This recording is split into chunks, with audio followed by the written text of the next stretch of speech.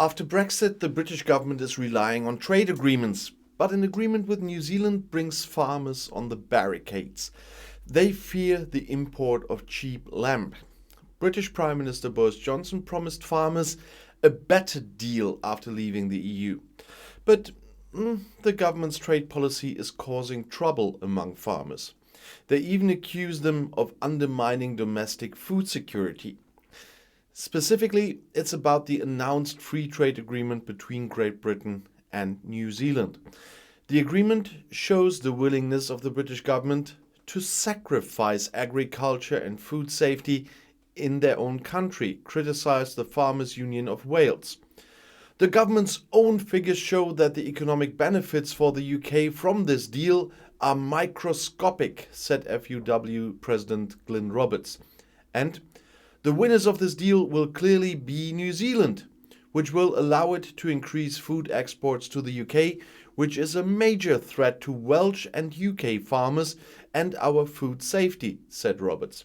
He pointed out that New Zealand, with a good 5 million people, has fewer inhabitants than Scotland with 5.4 million. Farmers warn that cheaper New Zealand lamb could displace local farmers. Their concerns are even supported by government reports. An analysis by the British government had shown that the agreement offered little or no benefit for its own economy. Trade with the former colony accounts for 0.2% of British foreign trade. According to the agreement, tariff-free lamb imports from New Zealand are likely to increase by 30% in the first year. After 5 years, the plus is already 44%, followed by further increases until after 15 years there are no more tariffs, criticized the FUW.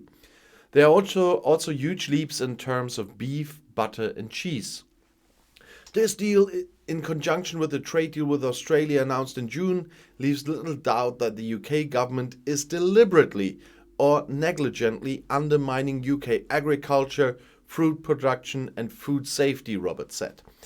This impression is reinforced by the fact that British farmers are receiving less support but have to suffer more bureaucracy and regulation. The British umbrella organisation, National Farmers Union, also criticised the agreement. With the deal, the UK opens the doors to significant additional quantities of imported food for which manufacturing standards remain unclear. There's almost no consideration for British farmers. For Great Britain, the agreement with New Zealand is above all a strategic decision. The government in London hopes to be included in the CPTPP trade agreement of the Pacific countries in order to ultimately gain access to the US market. Prime Minister Boris Johnson had announced that the country could sign significantly better trade deals after Brexit. So far, he definitely hasn't managed that one. I'll see you in my next video. Bis gleich.